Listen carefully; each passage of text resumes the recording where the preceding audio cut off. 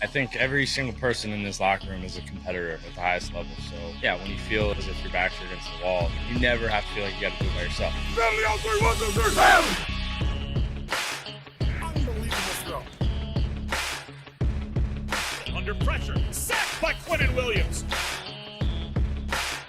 Right sideline, Uzama's got it. You look to your left and your right, you got guys out there with you that our whole point is to help each other. This one to Mims.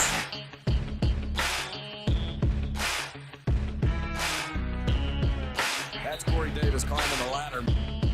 To be able to go out and lead these guys, just to know how hard these guys work and how important it is to them, and then you get that chance to lead them. Everything that happened that needed to happen for us, it almost felt like kind of like a sign, like get like a second chance almost. Gets extra pushes, running left. Maybe a little extra life breathing in the locker room. Touchdown Jets. Welcome to the Cockpit. My name's Ryan and I'll be your pilot tonight. I am oh so excited to talk to you guys and gals. I will be doing this the same way I do it every week. We are going to, let's see, take that off the screen. I'll give you guys my thoughts. We'll talk about some of the quarterback update things, some of the, a little bit of the Derek Carr rumors, things of that, Aaron Rodgers, all the good stuff. Then we'll get into your phone calls at 8:30. At 8:30, you get 3 minutes on the clock. After 3 minutes, you get ejected from the cockpit. I'm going to leave the same questions up here. Could be new questions at this point. Who's the offensive coordinator? What do you feel about, certain things that are going on? Where do you want to go with the draft? A whole bunch of, what if sort of scenarios here, but I'm looking forward to talking to all of you. So if you're just hopping in, you want to show your support, hit that like button. I did put a poll question in the chat for tonight. I may end up changing it, but for right now, I'll keep it the same. Which do you prefer? And it's 4 different options for quarterback. It's the big 4. It's Lamar Jackson, Aaron Rodgers, Derek Carr, Jimmy Garoppolo, but there's catches with it. So, do you want Lamar Jackson for 3 firsts and 2 seconds? Do you want Aaron Rodgers for 2 firsts? Do you want Derek Carr for a second? Or do you want Jimmy G as a free agent? Jimmy G does have the lowest, and he's the cheapest of the whole bunch. That doesn't really surprise me at all. I'm a little surprised the 2 firsts for Rodgers is as high as it is right now. But we'll see. We'll kind of see where this whole thing goes. Rodgers, to me, I think has the highest likelihood of happening next to Jimmy G. I think those are the 2 most likely options, as much as I want Derek Carr, just because of what was I gonna say? Just because of Robert Saleh's connection and confidence, maybe in Jimmy Garoppolo more so than maybe other locations for Jimmy G. With Carr, I think there's some consistency. I hope we go that route. With Rodgers, I think it depends how they feel with Zach. I think if they go with Rodgers, then I think they're kind of saving face a little bit. They get their 2 years of Super Bowl window with Rodgers. And then, you figure out what you do at quarterback. Do you eventually go back to Zach? The Packers exercise Love's 5th-year option. Do the Jets do something similar after next year, after seeing Zach in a full year behind Aaron Rodgers? That's possible. We shall see. You guys say my screen is glitching. I will have to adjust this for next time, because what I did was I switched from a service that distributes my stream to 2 different entities to one program that splits it out 2 ways, but it makes my upload hurt a little bit more. So probably not ideal, but we'll get through this. You guys can let me know if it's too glitchy or anything like that. So let's do this. I queued up a few videos I want to talk about. Let's talk about the quarterback update news from Adam Schefter. There were some notes made with him and Mortensen the other day. I did make a video about it, but let's take a look and we'll watch it on the other side. This will be the 3rd straight off-season in which Aaron Rodgers' future is the subject of much speculation. But make no mistake, both sides are fully aware that a trade is a very real scenario this off-season for Aaron Rodgers. The Packers are expected to move on from certain players, which Aaron Rodgers probably will not like. The issue here will be the $110 million left on his contract and which team could afford it. But there is a real possibility that at some point this offseason, Aaron Rodgers is going to be traded. Meanwhile, Tom Brady's taking his time to make a decision. No one knows exactly what he's going to do yet, but also after last offseason when word leaked about his retirement, his circle is tightened as to what he will and won't do this offseason. If he does play, there will be personal and professional considerations to take into account. Tom Brady is expected to want to play for a winning franchise if he does decide to continue moving forward. As for Derek Carr,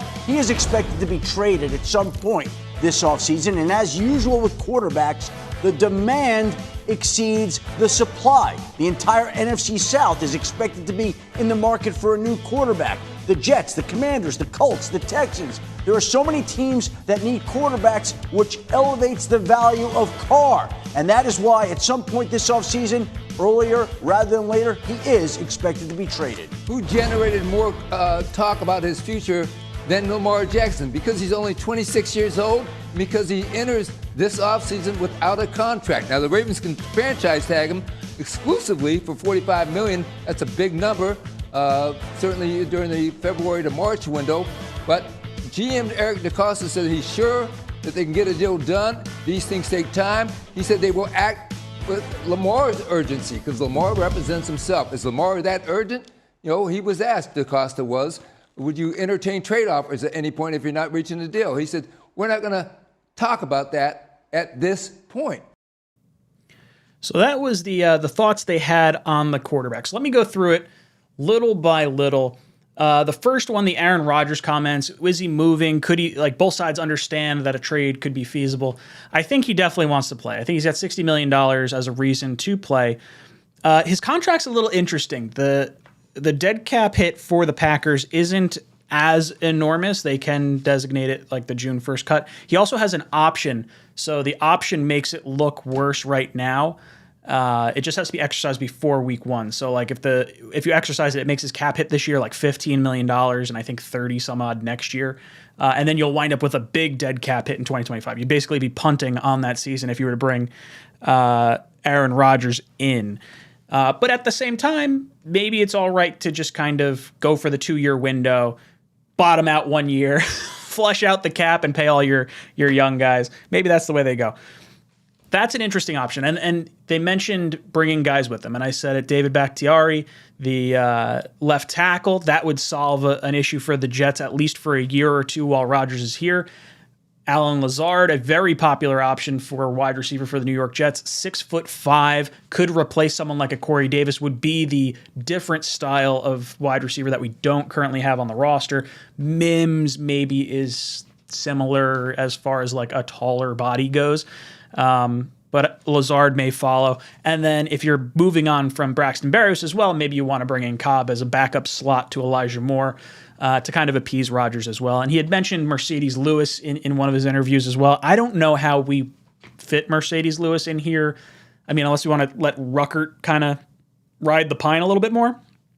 I don't really care. He doesn't have to see the field this year for me at all, just because we have Conklin and Uzama. So I'm not overly critical on it, but those are just some of the players that could be following Rodgers in that sort of situation. They mentioned Tom Brady. He's going to be playing somewhere else. I would be stunned if he did not go to the Oakland Raiders. If you look at David Jeremiah's David, getting my cars mixed up and Jeremiah mixed up.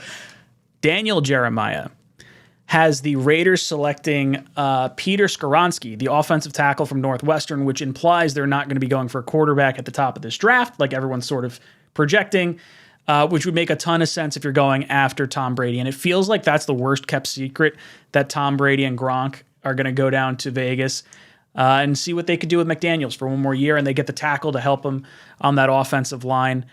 There's no way they're going to use a pick on a quarterback if Brady is there. If Garoppolo is there, then maybe they pull the trigger on a quarterback. But I don't see Brady coming to New York. I don't think he necessarily wants to do it. I think it would be a good fit, but I don't want to do it because if the Jets, which if you're signing Tom Brady, if you're going to try and win a Super Bowl, which is what you're doing if you're signing Tom Brady, the Super Bowl would be more about Tom Brady than it would be about the Jets. So I don't particularly want that stigma over that, because that would be so Jetsy, right? Like, you have to hire Tom Brady to come in and win you a Super Bowl because you couldn't do it. Like, that would be the narrative for the next 50 years. Like, this Super Bowl wouldn't even count if we had Tom Brady on it. That's the kind of headaches we'd be dealing with. They mention, I know they mentioned Carr. Lamar Jackson. I want to talk about Lamar. So Lamar's got a massive contract looming on the horizon. He's going to require a ton of picks to get. They just fired Greg Roman to seemingly try to appease Lamar Jackson and get him more on board with signing a contract long-term. For me, I think they're kind of angling it towards going to Lamar. Hey, Lamar, we're going to get you your offensive coordinator. You want to pass more?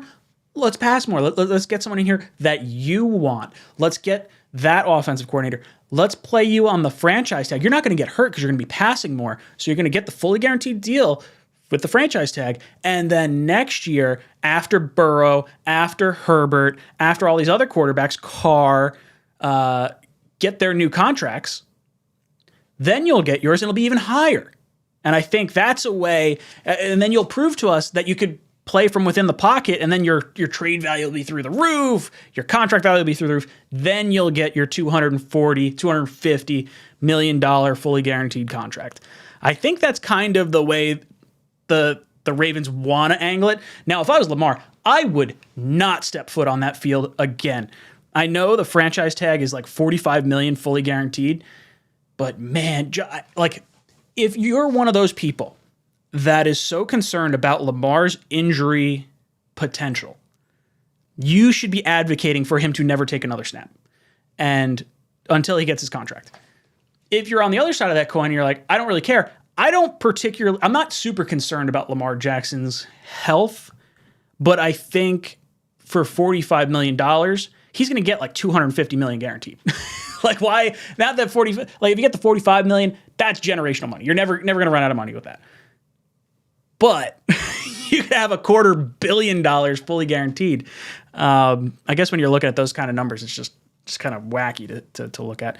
I don't see Lamar Jackson as a super realistic option for the New York Jets. I think you would have to mortgage so much. If it was just 2 or 3 first-round picks, I'd probably do it. You're looking to try and win while you have Brees, Sauce, AVT, all these guys under rookie contracts anyway. So you're looking at like that 2-3 year window.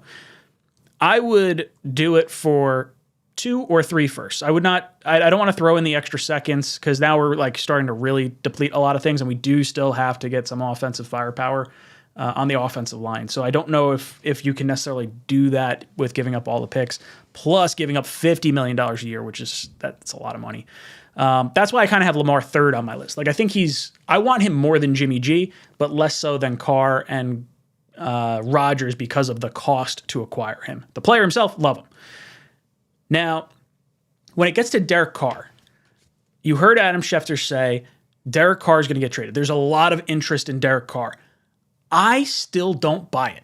I'm like 95% sure this guy is not getting traded. Why on earth would Derek Carr waive his no trade clause to help out a team that got him to sign an extension with a 1-year out because they did not believe in him? They did not want to go forward with him. Derek Carr did not talk to Josh McDaniels for like weeks after he was brought on as the head coach last year. Like, there's a lot of stuff here that doesn't feel right. And it seems like there's, you saw Derek Carr come out with a tweet. Oh, I can't, multiple people want us to come on and talk about this. We want to give the full truth, the whole truth, implying that a truth has not been said out loud. The other thing I want to bring up is this video of David Carr, Derek Carr's brother. If you haven't seen this, I did show it in one of my videos, but I want to talk about it after we watch. It's my brother, and he's going to go find another job. He's going to try and play quarterback in the NFL again with another team. And right now, it's a little touchy, okay? There's some things going on. They're trying to work a trade. Derek has to accept the trade. Mark Davis tried to trade me once. That didn't work out. See how it works out for him with my brother.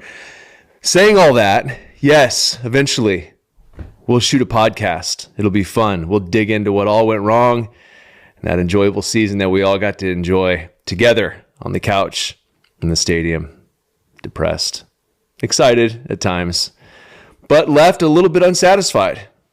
I know the Raider fans are excited to dig into this, to learn about what happened inside the walls in Las Vegas. We're excited to tell you, but I think we're going to have to wait a little bit, right? If you really think about it, pause the video, think about it, right? You'd wait a little bit. So that was David Carr talking about his brother Derek Carr and how they're going to shoot a podcast and reveal the whole truth. I'm telling you, this doesn't seem like a guy that's going to go do the Raiders any favors. So unless the Raiders are going to call his bluff, hold on to him beyond that February 15th deadline, guarantee him the $40 million that he's going to get guaranteed at that deadline, and then run the risk of possibly having to play him. Now, it's important to note, the money doesn't kick in on the 15th. The Raiders don't pay him that. It's just guaranteed. So when he gets traded after that, if that were to be the case, the new team would take on that contract. So I think that's maybe what they're implying. Maybe they say, hey, Derek, we're going to call your bluff. You're not going to you're going to accept a trade later on, so we get some value out of you. There's so many teams that want you. If you wait too long, other teams are going to have their quarterback situation figured out. It's going to lower your value. So I could see them doing something like that, but I think them not, I don't know. I mean, it's not like he can get hurt. That was the big reason, right? Like they didn't play him the end of the season, so he didn't get hurt, so they weren't fully on the hook for that money. Because if he's hurt and can't practice, no one's trading for him, and he's got that huge contract. Now that he's healthy and in the offseason, if they hold on to him and Carr says, oh, well, I don't want to be here now at this point. Now, if Carr was smart, he would say, oh, no, I'm 100% going to be a Raider. Like, you're going to have to release me. Otherwise, I'm going to be a Raider. I just worry the Raiders call that bluff. Because I don't particularly want to trade for Carr. I would give up a second for him. I don't want to give up a first. I would give up a 2024 conditional pick. Something along the Brett Favre lines. 3rd round pick is the floor. 2nd round pick if we make the playoffs. 1st round pick if we make the Super Bowl. Totally good with that. No questions asked. But Derek Carr to me doesn't seem like a guy that wants to help the Raiders based on everything that has kind of been going on over this last year. It seems like a lot of Raider fans feel like Derek Carr was kind of shafted a little bit with everything going on with McDaniels. Our Biv25 says trade for Dak Prescott, ? No, I do like Dak. If Dak had hit the open market, I would have signed Dak. I would have paid him a lot of money, probably the same amount of money that he got on his contract anyway.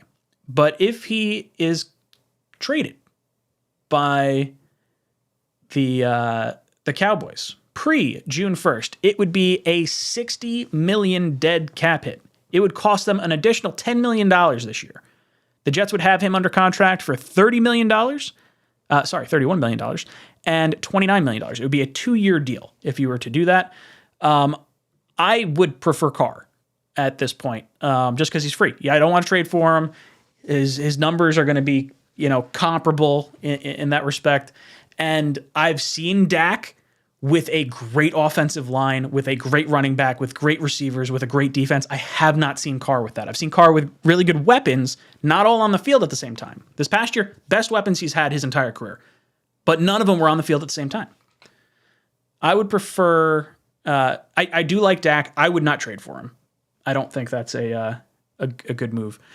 Mumtaz, where did your chat go? I saw it in here. Bam! Look at me figuring this out. I just got this whole, finally able to show the member super chats on the screen again. All right.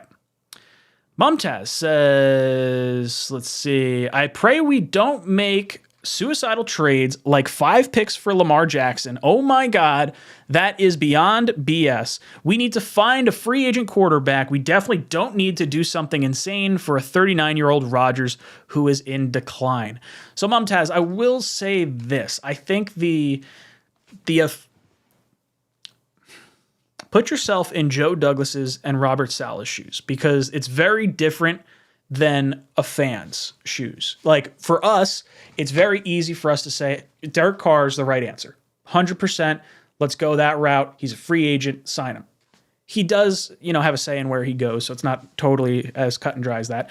Jimmy G, not super exciting, but a free agent. Like you said, those two guys, if you can get the free agent to attract, that's the way to go, I think. You're not using extra assets.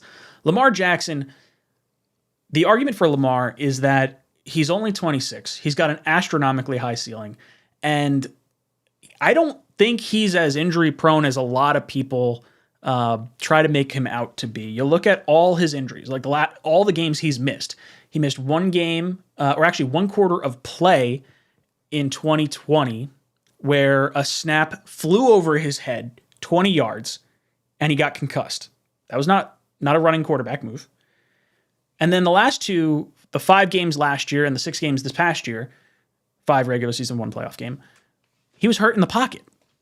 So, I mean, maybe there's like an argument to be said for like, oh, maybe he's just injury prone, overall, which I don't think is necessarily the case because he's getting hurt in like different spots. It's not necessarily the same, like soft tissue over and over again. And I feel like he slides and gets out of bounds a lot. So Lamar is interesting. It's just a lot. As far as the 34 or 39-year-old Rodgers, if you're looking at it from the Saleh Douglas perspective and you're saying, okay, look, this is our last year. We got one shot. How do we get to year 2? How do we go? We're getting year 3. How do we get to year 4? How do you get there? If you're Joe Douglas and Robert Saleh, you're not trotting out Mike White and Zach Wilson because that's a surefire way to get tossed after this year. Jimmy Garoppolo probably buys you some time to go back to Zach Wilson at some point. That may buy you the 2 years. I think Derek Carr buys you those 2 years. Lamar Jackson definitely does. Aaron Rodgers guarantees you at least a year, if not 2 years of Super Bowl window with all your guys on cheap contracts. I don't think with the amount of picks you'd have to give up, Lamar Jackson, I don't know if you're in that same conversation for these next 2 years. I think no, you probably are. Quarterback's so important. I don't know. Rodgers to me is the most surefire guy to be like steady Eddie Super Bowl caliber. Like the fear with Lamar could be that he is declining, I guess. I don't know. You've seen Rodgers in cold weather. You've seen him perform well in the playoffs. There's all that good stuff. And it gives you that 2 year window. Plus, you're probably drafting another quarterback, giving Rodgers or giving Douglas another shot. Bring in another guy because you're going to have to move on from Rodgers at some point. But I think they would still maintain Saleh and Douglas as long as they were winning games, got into the playoffs, deep runs, things of that nature. Joe S. says, if we're talking Super Bowl, then you get Rodgers for 2 years. Yeah, Joe, I completely agree. If it's Super Bowl or bust, it's Rodgers. But I'm not giving up 2 firsts. Like, get the hell out of here. That's the only thing. Like, I heard someone mention that today. I was like, there's no way on God's green earth am I giving up 2 first-round picks for Aaron Rodgers. I don't care.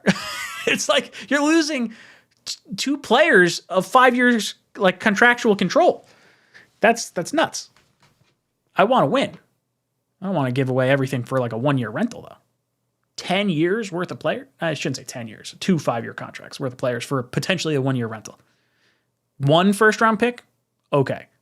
2? Not about it. Mud Viles says, only way I take Rodgers is if the Packers take at least half the cap hit. No trading for Dak. Please let Cowboys fans suffer, LOL. Last, did you see Diggs run out of the stadium in Buffalo? Maybe trade for him. Diggs is definitely not getting traded in division to a division rival. Not going to happen. Dak Prescott cannot really be traded for realistically, and I don't think they're going to go with Cooper Rush.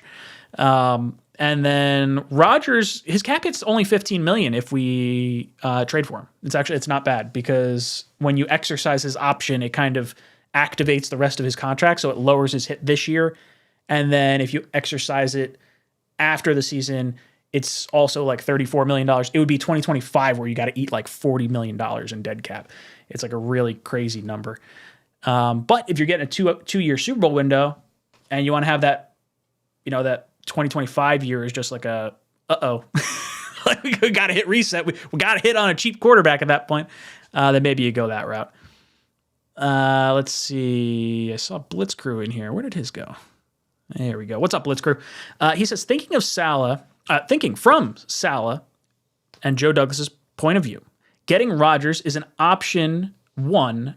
Is option one not to throw Zach away? I completely agree. Completely agree, Blitz Crew. When you have the ability to bring in your young quarterback who's struggling, his mentor, you're bringing him in, you're giving him the opportunity to sit and learn while you give the rest of your roster the opportunity to win a Super Bowl. That, to me, provides the safest route for Joe Douglas and Robert Saleh. Now, maybe there's a situation where you say the but, right? Like maybe the but is that contract, the contract's not even an issue. I don't know. Maybe he's declining. Maybe Rodgers getting old, and then maybe you're shying away that way. But I like the option of not throwing away Zach. If they believe in Zach, Rodgers and Jimmy G are the two I'd like to go. I think they want to have Zach sit and learn the way they should have probably had him sit and learn the first year, if not two, behind Rodgers. So I think this is the route they would prefer to go. I still think Carr is like a safer route because you're not giving up things like long term. But if you're Joe Douglas and Robert Saleh, and if you're Woody Johnson, one, Woody loves a star. Aaron Rodgers is that. Two, if you trade for Rodgers, you're still an attractive destination after the Super Bowl window if everything just goes kaput. Because you still got all the players. You can re-sign everyone. You might just have to tell Quinnen, hey, look, we got to kick your can another year down the road. Or maybe we just start your extension further on instead of getting everything right now. But he'll get his signing bonus and he'll still, in a sense, get paid. I could see them doing that.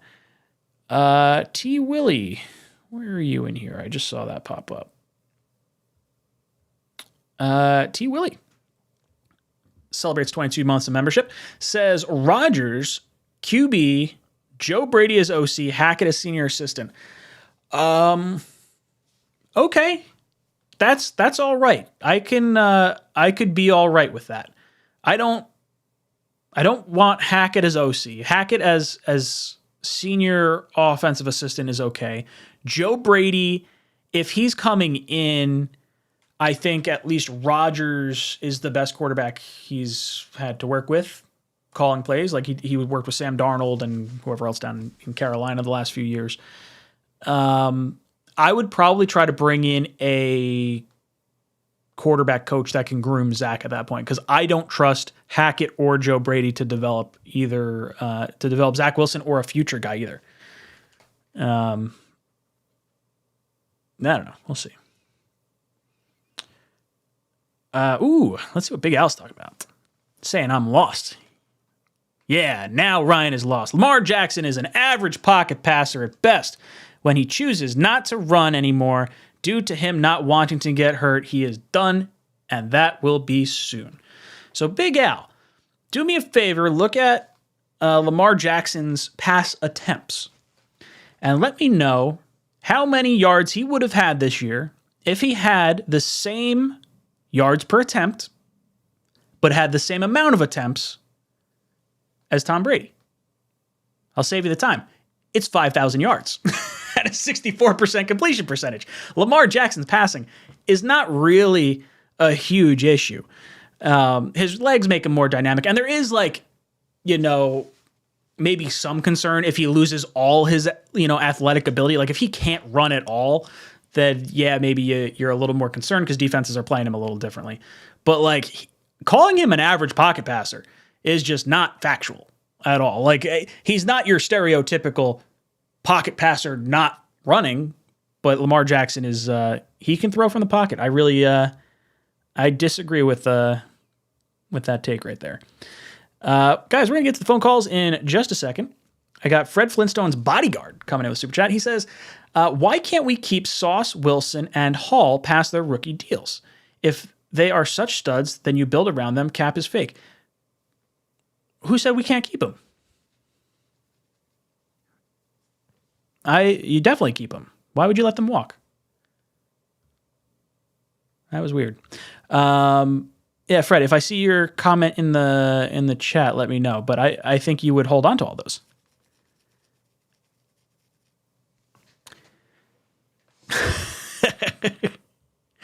Kev Chattis says, Ryan cannot choose who he wants. Choose one. I've chosen one. I have a video that says my top 5 quarterbacks. I chose one. It's Carr. I want Carr. Carr is my guy. But I'm cool with like a lot. Like there's pros and cons to all of them. You don't have to be like so this or nothing. Like I can live with Rodgers. There's an upside for that. There's, maybe Zach develops and we have long-term stability. That's like the dream. You have Super Bowl window for 2 years, Zach develops, then you have a Super Bowl window for the rest of his career. Sign me up for that. If you don't believe in Carr, or if you don't believe in Rodgers, or sorry, not Rodgers. If you don't believe in Zach and you don't want to, and it's like Rodgers then a new quarterback, you could do that. If you don't think you can get Rodgers and you think you can get Carr, and you think he's good enough to get you where you think you want to go, the argument against Carr that I've heard is like people don't think he can win a Super Bowl, and fair, I guess. I think he's in the realm of guys like a Matt Ryan, guys like a Matthew Stafford, guys, Jimmy Garoppolo. He's in that same tier of quarterback. These guys have all made it to Super Bowls before. They're not always represented in the Super Bowl, but I think, there's no reason to think that Carr can't get you there. So Carr's my guy. Not confusing anyone. There's just multiple ways to skin a cat. All right. Oh, Fred Flintstone's bodyguard. Let's see. He just sent something in. All right. So he says, I keep hearing that it's win now or mortgage the future and we lose everything. I just don't get it. So many Jet fans are delusional. The only quarterback that would cost you your future is Lamar Jackson. And it's not to say he would cost you all your free agents, but he might cost you Quinnen. If you had to give up 2 firsts and Quinnen to facilitate that trade, you do it. I think it probably doesn't prevent you from signing your big guys. I mean, look at other teams. Josh Allen got paid. They signed $20 million a year Von Miller. They have Stefan Diggs under contract. They have a ton of not cheap players over there. It's just allocating your resources accordingly. Like if you think Sauce, who just had all pro caliber year in rookie year 1, like you're projecting him to continue his growth, he's probably going to be the highest paid corner at some point. Wide receiver wise, Garrett Wilson, there might be an argument to hold on to one of your wide receivers. I don't think we see a situation where, let's say, Garrett Wilson and Elijah both work out. I don't think we retain both of them after their rookie deals. I think you would keep Garrett Wilson in that at that point, especially since you have the extra year of control with him anyway. And then I think you just sort of go through the draft and you kind of keep pumping fresh legs, both with running back and wide receiver, because the contracts for wide receivers have gone so high. They're like $25 to $30 million a year. That's just crazy. Edge rusher, you still want to spend your money there. And if you're able to hit on draft picks where you can have success on cheaper deals, that's a big piece of this whole equation as well. But yeah, I agree with you, Fred. I would not mortgage away guys. Like I don't want to lose Brees. I don't want to lose Sauce. These guys are here for the next 4 years, or the next 3 years. Brees is under contract for a 4-year contract with 3 years remaining. So you got 3 years. Then you got to figure it all out. But I don't think you'd have to mortgage those young pieces to get a quarterback in here. That's more my knock on Lamar. Doesn't really hit you with the other quarterbacks so much. Clay Wavy, what's good, dude? He says, what's up, Brian? Can I get a shout out to my friend Kat? Shout out, Kat. Is it your friend that happens to be a cat, or your friend whose name is Catherine, or Katrina, or Catalope? Catalope. I'm an idiot. Hi, how you doing? Blitzcrew drops in, says, quarterbacks are like dating Hollywood starlets. Good-looking young ones will cost you. More experienced ones have a shorter window of being arm candy, but you know what you're getting. Interesting, Blitzcrew. That's an interesting way to kind of look at that. I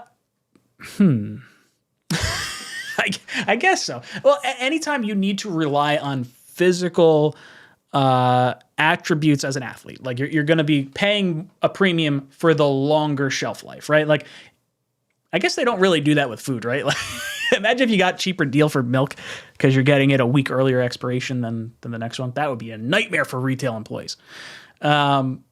Yeah, look, if you want a quarterback, if you want a starting caliber quarterback in the NFL, you either got to draft one and have him on a rookie contract, like 3 of the 4 guys in the playoffs right now, or you got to pay one.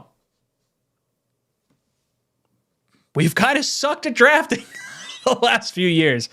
Give me the known commodity in the NFL. And for me, I've said it before, Derek Carr, 4 head coaches, 2 cities. He's been paid before. It's not his first time getting paid where he's trying to like get the contract. I could see him ring chasing. I could see him having success or consistency like he has shown over the last 9 years with a 5th head coach and in a 3rd city. So I think there's a lot to love about Derek Carr. I'm high on the Derek Carr train. I also think he is a very stable personality. Like Rodgers is a little bit of a dick. I think he would have a good time in New York because I think he definitely loves to lap up the media attention. I don't necessarily want to deal with it. Lamar's risky, right? So we've only seen him with Harbaugh. We've only seen him in Roman's offense. We haven't seen him in a new city. Does he still perform the same way, or will he be like the Russell Wilson, the Deshaun Watson, where you give up a ton of picks and your team just bends over, just folds? That's not great. Or does he continue to keep playing and play well? And then Jimmy Garoppolo, on the other hand, probably not. I don't know. I would bet a lot more people are less high on Jimmy Garoppolo. In our live chat, we have a few questions in there. Which do you prefer? 3 firsts and 2 seconds for Lamar Jackson. That has 7% of the vote right now. 2 firsts for Aaron Rodgers. That has 30% of the vote. 1 second for Derek Carr, which I don't think you even have to trade. I just put that on there because if I say free agent Derek Carr, I feel like he's clearly the option. And then free agent Jimmy G has 9%, which I'm actually shocked it's as low as it is. But whatever. Let me know. Blitzcrew says, only 87 likes. Come on, hit the like button. Joe S says, Ryan, stable, the guy was crying because he's upset about losing. That's showing your emotion on your sleeve because you're passionate about your team when all this shit's going on behind the scenes. Whew. I like me some Derek Carr, especially once we find out what's going on. If there's any kind of like, I don't know if there's shit going on behind the scenes and you know, they're sabotaging him. I can understand where a guy that spent 9 years of his career, put everything, blood, sweat, and tears, broke his leg, had like all these other things go on. He's giving you his all. I feel like he probably feels like he's betrayed. It's okay. It's okay to cry. Got no issue with it. King Blaze says, your quick 3-round mock draft with Aaron Rodgers and with Carr as quarterback. Okay. So my idea was hoping that Aaron Rodgers would come on like a Favre type deal where it's like that fear that it could be a 1-year contract. He's crazy more expensive than Brett Favre. And then have that 3rd round pick as the baseline, 2nd round pick in 2024 if we make the playoffs, 1st round pick if you make it to the Super Bowl. That seems like it's not going to happen. It seems like he's going to fetch a way higher price than I would particularly care to play. So for this scenario, let's say we are giving up our 1st round pick. We're giving up 13 overall for Aaron Rodgers. So with Aaron Rodgers, you're also bringing in his left tackle. We're going to say you're bringing in the 2 wide receivers in Cobb and Lazard. So your wide receiver core is pretty much rounded out. You've cut Corey Davis. You've cut Braxton Berrios.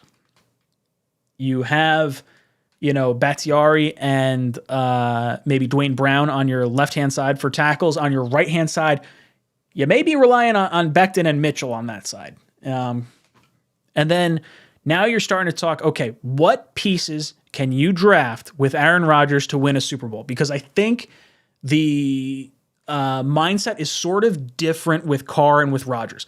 With Rodgers, you're trying to win in 2 years. With Carr, not that you're not trying to win in 2 years, but like he could be here for 6. So it's not quite as maybe as pressing. So with Rodgers, I think the offense is like pretty much set. I would probably look to bring in a guard or a center in the second round. I like the third round guy. If you can get Ricky Stromberg in the third round, I like him. 4-year starter. He's a center. Bring back McGovern. Let Stromberg play guard if Tomlinson winds up sucking, because Tomlinson's the weak link on the line right now. That's the issue. And I think if you get a guy that can play center and guard with one pick and then move on from McGovern next year and then fill guard next year, that's the route I think I'd like to take, while giving your center a year to sort of figure it all out. So I would say you're giving up your first round pick. I'll probably say linebacker. Linebacker's such a big need. I'd probably go linebacker in the second, whoever the top guy on your board is, between linebacker and safety. And then I'd probably go center. And then with Carr, I'd probably do the same thing, but I would take the tackle in the first round. So my 3-round mock draft is not crazy either way. It's just because you're getting the tackle with Rodgers where you're not necessarily getting the tackle with Carr. There are a ton of really good tackles hitting the open market this year. If they wind up leaving their teams, then the teams in front of us, maybe there's some guys dropping in the draft, and maybe Broderick Jones does fall to the New York Jets. My fear is the Raiders go tackle at 7. I've heard the Titans could take a tackle, and then the Texans trade out with like Chicago. I don't love that. So just my thoughts. All right. I am going to put up the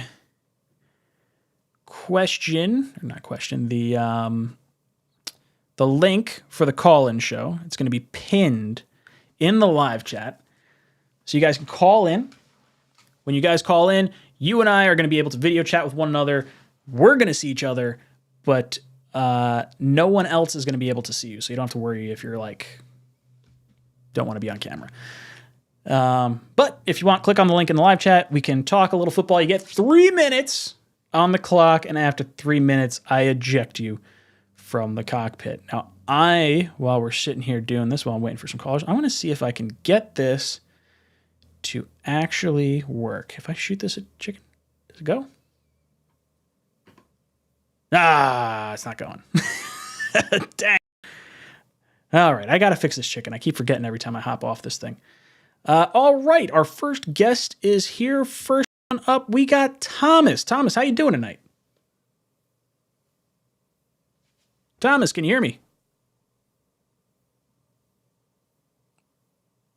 Thomas, do you have your Bluetooth on or speakerphone on? It looks like you may be in a car, possibly. I'm going to put you back in the green room for right now, see if you can figure out your audio, and then I'll call you back on. All right, next up, we got Sonny from Long Island. Sonny, how you doing tonight? Hey, Ryan, how are you, man? Again, really enjoy the show every time. I listen to you a lot. Thank you. Much appreciated. How are you feeling about this quarterback situation we got going on?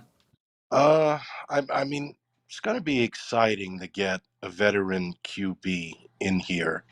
There was just stating the obvious again. Zach Wilson was just an absolute mess for us.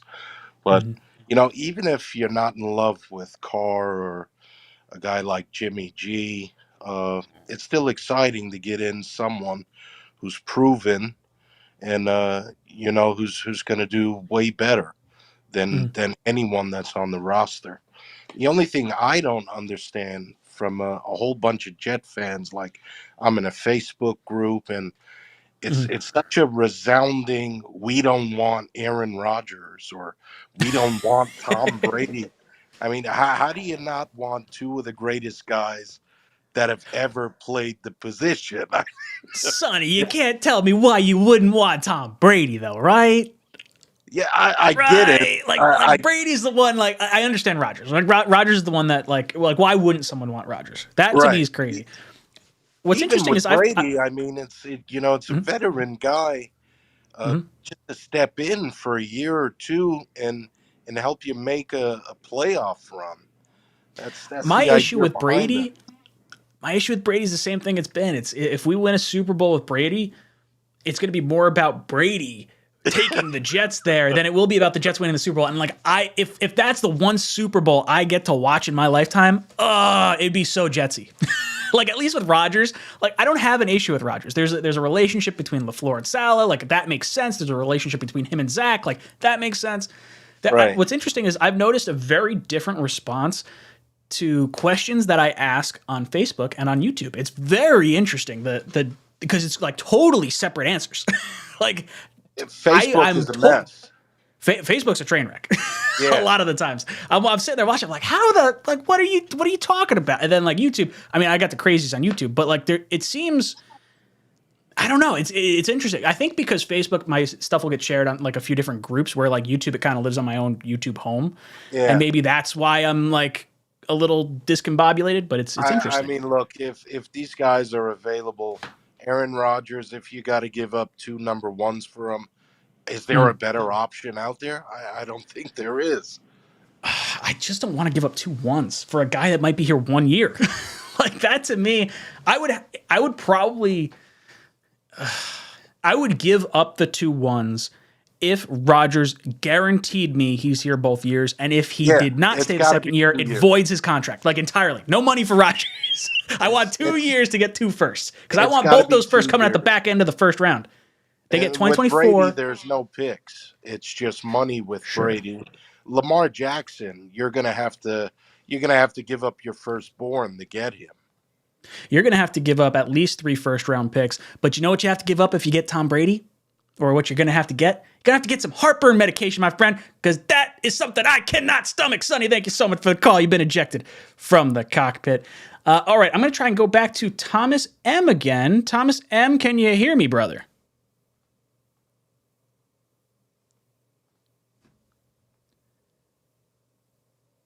All right, Thomas, sorry, you've been ejected. I can't hear you. All right, we're going up next to Bobby. Bobby, how you doing tonight, brother? Hey, Ryan, nice to see you again.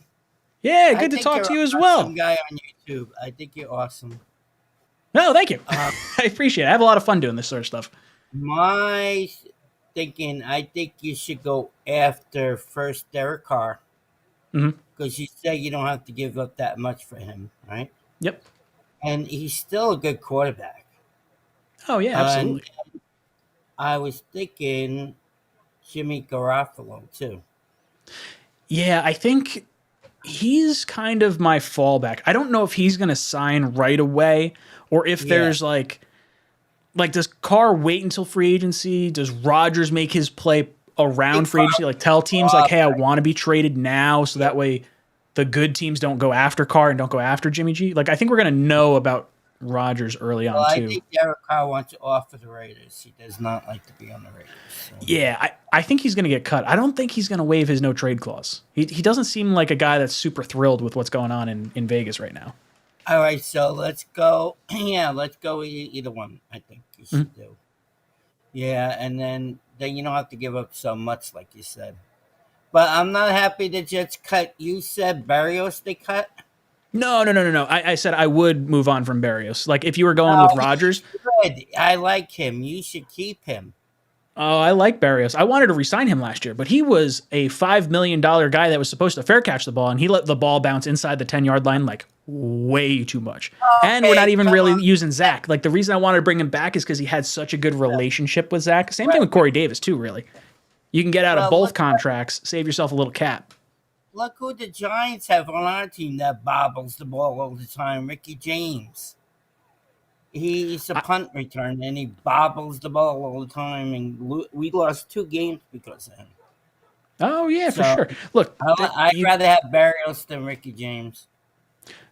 That's fair. I think you need a good kick returner. But I would say if you needed to get cap space and you could move off of Corey Davis, you can move off of Braxton Berrios, and you can replace them with an Aaron Rodgers and a Lazard and a Cobb as a backup slot, because really the Berrios Elijah Moore logjam has kind of caused us some problems. I would rather get those touches for Elijah Moore than Berrios. Right, and I do like Corey Davis too. That's a great player too. I like Corey too. I think it's just a money thing. That's really what it is. It's hard to like. hard to feed all the mouths, especially when you want to run the ball with Yeah. Brees. You want to use the tight ends. You have Yeah. two wide receivers in front of them already. Like he's already like option 6 or 7 on this team as the third wide receiver. Like that's a little concerning. And I'd rather see what we have in Mims, right? Like if you get an extra offensive coordinator year with Mims, maybe he's worth holding on to, or we'll see. Is good. Yes. Bobby, thank you so much for the call. You've been ejected from the cockpit. All right. Up next, hold on. Whoop. Pause. I will get to you guys in just a second. Just had a super chat come in. Would like to throw this up on the screen. James drops in, says, I've been called a bunch of names on other channels, but I'm not giving up on Wilson. He has a cannon. He just needs to be taught. Jets have failed him. Put Daboll on the Jets. We aren't having this conversation. I do think Daboll is a really, really good head coach. I wanted him. He was my top option for head coach during our head coaching search. He pulled his name out of all the hats, and he wanted to go back to Buffalo. So he was not an option for us, unfortunately. Kafka was my offensive coordinator that I had in one of my mock-off seasons. That year I had Kafka and Joe Brady as my 2 OCs during my 2 different mock-off seasons that I did. But Zach Wilson and not giving up on him. I love the idea that the Jets brass likes Zach Wilson enough to invest more time into him. That makes me feel good. I don't love the fear of him being a complete and total bust. And I think there's too much talent there to just totally give up on it. Not to mention the roster turnover year over year in the NFL is about 30%. So if you let Zach sit for a year or two, the majority of players are going to be off this team. So if there were any issues, he would have then, I don't want to say took his lumps, but he would have at least sat for 2 years, kind of earned those scout team reps or second team reps against the first team defense. I would have earned his stripes a little bit more at that point.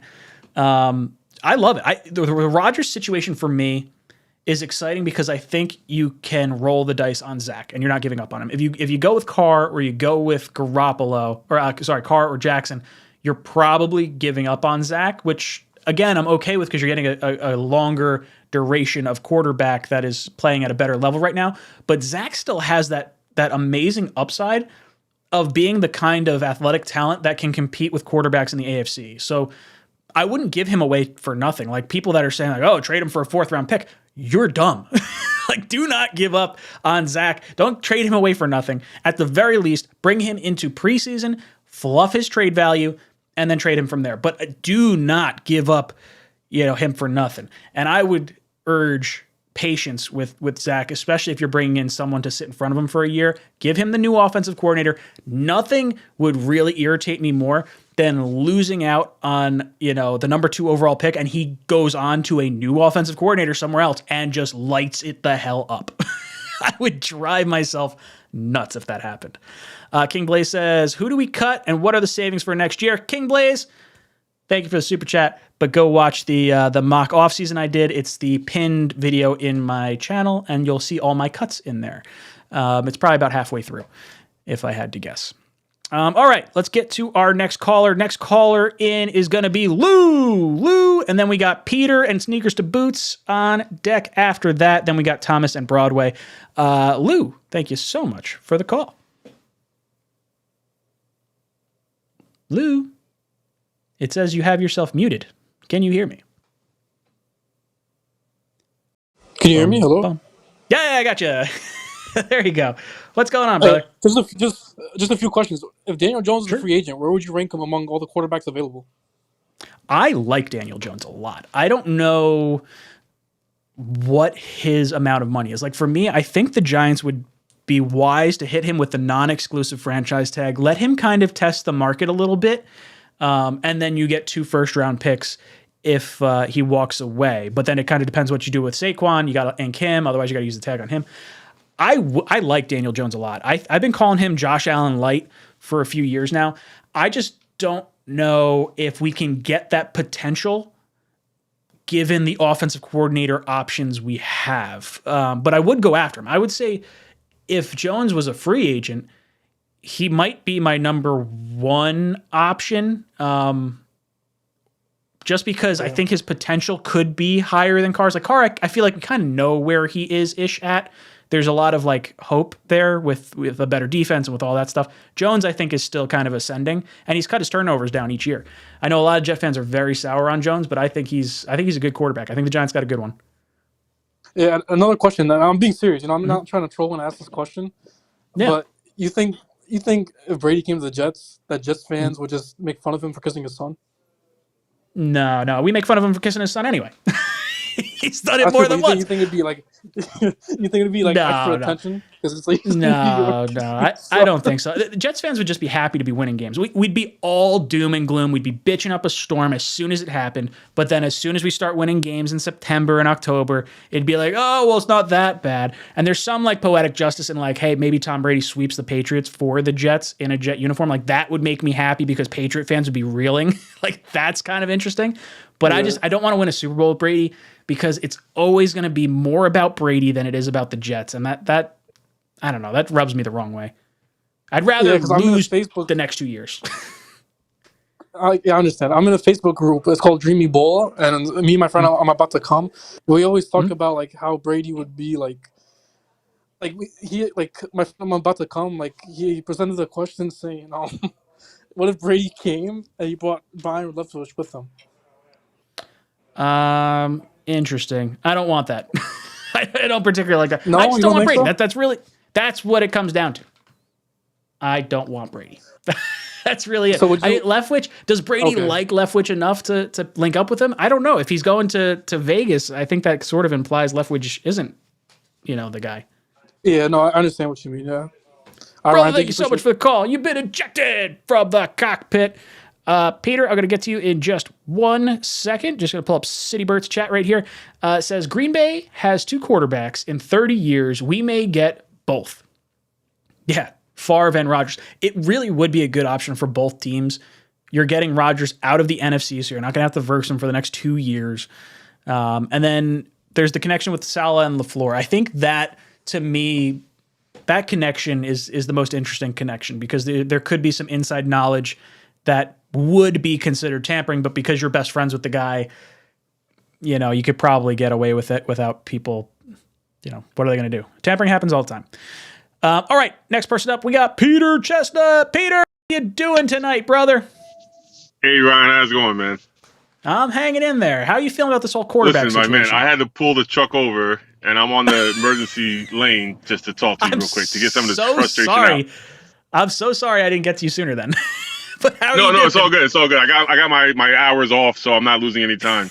I wish, though, I would have gone right behind the super chat with the guy talking about giving up on Zach. You're in Facebook group, so Jets fans are not good fans. We suck. I'm sorry. We're embarrassing. I'm in other Facebook groups. Nobody else does this. We do this every year. Oh, I want this quarterback. I want this quarterback. I want this free agent. I want that free agent. But then when we get here, we treat them like Mims. We treat them like Becton. We treat them like Zach. Cut it out. Now, our best case scenario is that we get an offensive coordinator because that was our problem. Some of us said for weeks that LaFleur is the problem. In the last game with Zach, when Strebler came in and Strebler kept on going out of the pocket, I was screaming at my TV. I'm glad I didn't have anything in my hand because I would have broke it because that's the offense that Zach should be running. That whole entire game, Zach got one bootleg. And then Strebler comes in and it's repeatedly out of the pocket, go on the move, run, pass. I'm like, my God, that's the problem. Then we also assumed that Elijah Moore was beefing with Zach. He was beefing with LaFleur. Mims with LaFleur. That's the problem. Our best case scenario is the number 2 overall pick that Joe Douglas got, like the rest of the good players he got, gets an offensive coordinator to use him the way he's supposed to be used and gets better. We don't give up draft picks. We don't waste $30 million on somebody else's hand-me-downs. I don't know why we don't support our players more and always want the next best thing. Do you want to run it back with Zach then? Like that would be your preferred route? No. I'd still want a veteran quarterback just in case he doesn't work out. Yeah, but like the guy said in the super chat, if Dayball was here, we'd see a Daniel Jones type improvement. Yeah. So yeah, I think there's I just definitely. want to trust. I want to trust Joe Douglas and Robert Saleh. We should all look at this weekend is the two NFC teams that are playing. That's all our people coming from both of those organizations. Yeah, that's spot They on. know more than us. I feel like I got something in my eye. Yeah, they know more than us. Let's just let's trust them. They picked Zach for a reason. You know.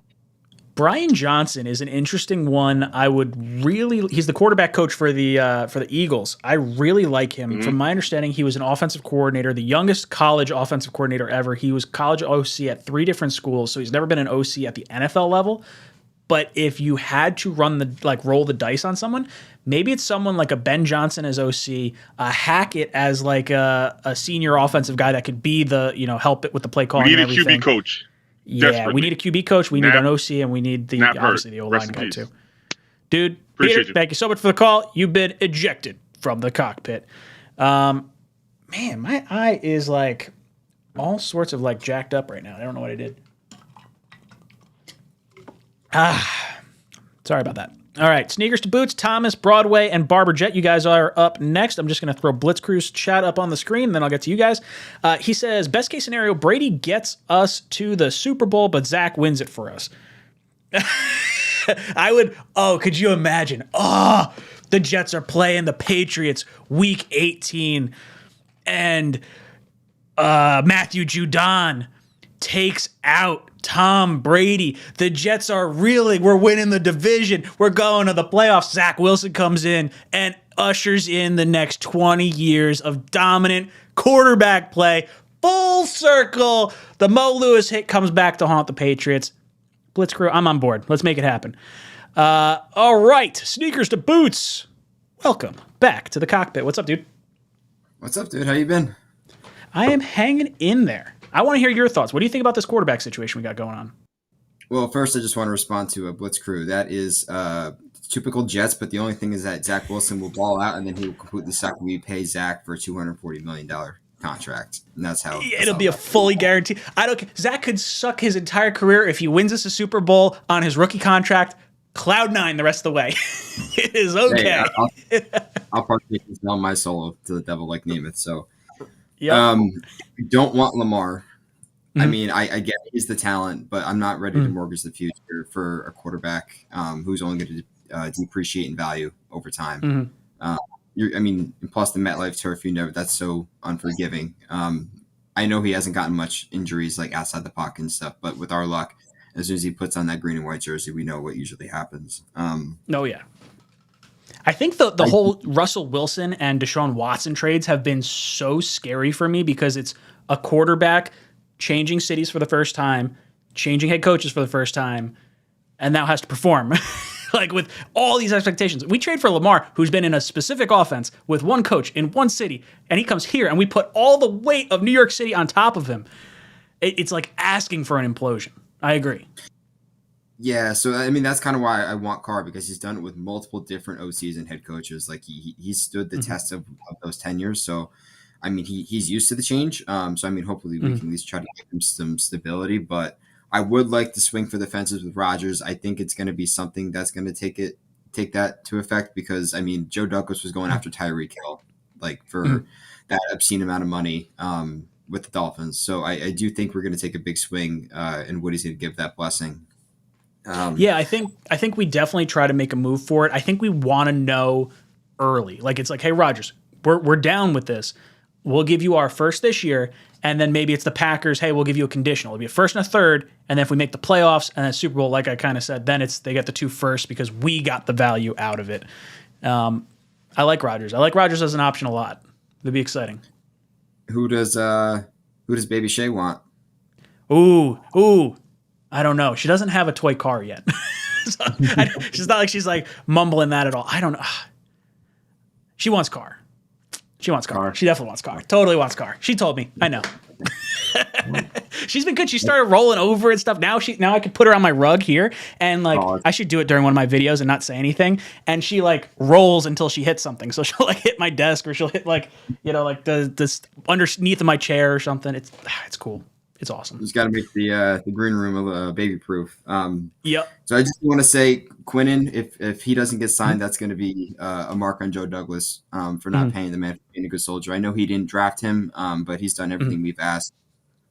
And we haven't signed one of our own since at least, 2010, if the earliest. So 2015 was when we gave, or 2016, I guess, was when we gave Wilkerson the contract, but we drafted him in 2010. So, yeah, it was like a 7-year stretch of drafts that you didn't re-sign your first round pick. It's insane. I agree. I want to hold on to Quinnen long term. My only concern is that if Douglas feels his back is against the wall and he needs to utilize the cap space that would have been used towards Quinnen, then I could see a situation where he says, hey, Quinnen, we want to pay you. We're going to punt on this year because we're going for the Super Bowl. Like, you can understand that. CJ Mosley, we're getting Aaron Rodgers. You're going to renegotiate your contract. You can understand that. And, like, if everyone's moving in lockstep, then I think it might be okay. I would like to see them take care of him, though, because I do think Quinnen's the piece for the future. I think he's probably going to be the best defensive tackle in the game for the next, 5 years. So if you can lock him in at $22 million a year now, lock him in. Stretch it out. Stretch that cap hit out as much as you want. I agree, brother. Sneakers to Boots, thank you so much for the call. You've been ejected from the cockpit. All right, I got Thomas M up next. Let me just get to James's super chat real quick. James says, how is Ulbrich not getting at least one head coaching interview? Guy took a bum defense to a top 5 in 1 year. It's because Robert Saleh. It's the same reason Eric Bieniemy's not getting head coaching jobs. It's because he is the offensive coordinator under an offensive head coach that calls the plays. Same thing with Ulbrich. He's under a defensive head coach that is known for having a good defense. The last time we saw Ulbrich in Atlanta, I actually have no idea where his defense ranked. But it's definitely not as good as Saleh's. I feel like Saleh was at the top of the list, when you were talking defenses once they got Bosa and everything. This year you get healthy. I think it's the issue of you're playing for a head coach that is specializing on your side of the ball. So I think that's why he's not getting any interviews. Yeah. All right, Thomas M. Let's give it a go. Welcome. I think I'm good this time. Thank you. I got you. Yeah, we got to pay Quinnen because I've always thought that you need a stud at every level of the D. We obviously got one in Sauce, and we've got other players. But you got to pay the guy that's staring at the quarterback pre-snap. It just scares the what out of him. That's the kind of guy and the I want A-gap right too. there. The fastest way to the quarterback. Mm-hmm. Sorry, go on. I mean, you're I'm not stepping over things. But no. I've always thought a perfect D starts with that position, but and then conversely, the perfect offense obviously starts with a quarterback. And in this league of parity, we have very few above average quarterbacks, in my view. Everyone's floating around Carr. Carr's the last season were not that great. I keep arguing with everybody throwing up a visual on Twitter. He had kind of like Zach Wilson numbers, honestly, if you look. I don't think he's ever going to bring us to the promised land. And so in this league, you have very few players that are still kind of in the Peyton Manning ilk that can literally dissect the defense right before the ball gets snapped and make an adjustment and make the play work. Third downs work. We got these two tight ends that are amazing. I mean, the quarterbacks in the past have utilized their tight ends on third down. I think Minnesota Vikings did it 1 year. I can't remember the players' names, but they converted this huge number of third downs. But so I say we need to go all in. Lamar is not. We don't need to go in for Lamar. Lamar is injury prone, fragile. There's the current debate in the NFL whether the pocket passer is going to be better long term, less injury prone than the scrambler. It seems like the numbers are kind of mixed on that right now. To me, I say we take Rodgers. Rodgers knows who's going to hit him. Rodgers knows how to avoid that. Rodgers knows where the soft spots are going to be. Rodgers, players like Rodgers, players like Tom Brady, unfortunately, players like Peyton Manning. These players, they just they understand what's going on around them to such a level. And conversely, I feel bad for Zach because I feel like Zach he does need somebody just to get nestle right in and under that wing because he doesn't know any of this. You know what I mean? And he does have the cannon, and I think he probably does have some skills, but he needs somebody. I like this guy, Shane Day. I don't know if you know what I'm talking about. Chargers. That's yep. You bring him in to run the offense. No, quarterback coach? I'm sorry? Quarterback quarterback coach? He's a quarterback coach and something else. I can't remember. But I put it on Twitter. No one follows me on Twitter, but I put it out that we got rid of the offensive lineman coach, the running back coach, and the OC. And that's what this guy's done in his career. And I'm thinking, you bring in a guy like that who can bring Zach along, who's like, literally a QB whisperer. You bring him in, and boom, what do we got? Aaron Rodgers winning now. We got this guy, the OC, possibly teaching Zach how to actually play, and Aaron Rodgers teaching him how to play. And boom, we've got longevity. I mean, we've got a great team. We got a great 10 years ahead of us. Yeah, the exciting thing about Rodgers too is he brings the left tackle, he brings the two receivers. Like there's pieces that get fixed to this team by bringing in Rodgers, and I feel like he's such a stable constant. Like his numbers were drastically down, so I definitely agree. I disagree with you where Carr was like similar to Zach in that respect. I recommend going to a video after you're done with this. Search on YouTube Wi-Fi Willie. He's a Raiders YouTuber. He's actually going to come on the show. I was talking to him earlier today.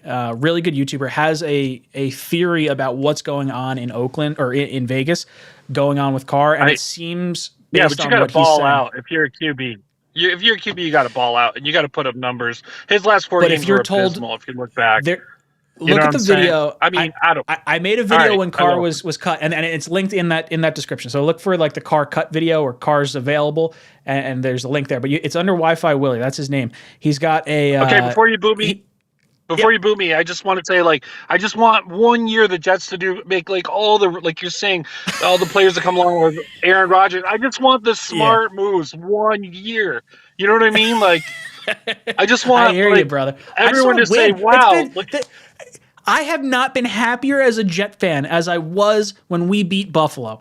I was on cloud nine. We were going to the playoffs. No questions asked. And then it all came crashing down. Just dive right spiraled into the out ground. of control. Thomas, thank you so much for the call. You've been ejected from the cockpit. All right, we got Broadway. Broadway popping in. Welcome to the cockpit, Broadway. How you doing tonight? We're doing pretty good, Ryan. What's going on, sir? I'm hanging in there. I'm trying to figure out this whole quarterback situation. I want to hear your thoughts on the whole situation. I want to ask you something. Sure. How long have you been a Jet fan? I've been a Jet fan since life. So I was born in '89, but I've been avidly watching games. I think my dad and I went to my first Jet game in '95. Second to last seat, section 325. Okay. So pretty much what you've seen has been the Jets draft a quarterback, the Jets sign a quarterback, the Jets draft a quarterback, they sign a quarterback, but they never actually get to the top tier of that, right? They never swing for the fence, right? They never swing to hit it out the park.